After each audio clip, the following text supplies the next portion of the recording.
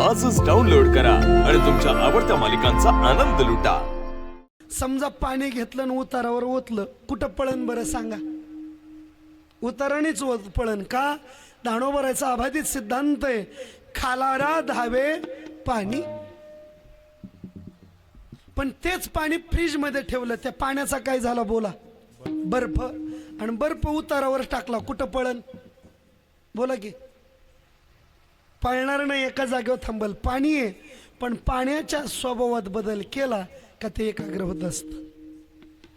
तसं महाराज म्हणले, मन जरी चंचल असलं तरी सुद्धा याला भजनाची सांगड देऊन प्रयत्नानं जर ठरवलं तर प्रयत्ने वाळूचे कण रगडिता केलंही गळे। म्हणून महाराजांचे शब्द आहेत, असाध्य ते साध्य करिता सायास, कारण अभ्यास तुका म्हणे। प्रयत्न केले जर पळणारं मन सुद्धा एका जागेवर थांबल।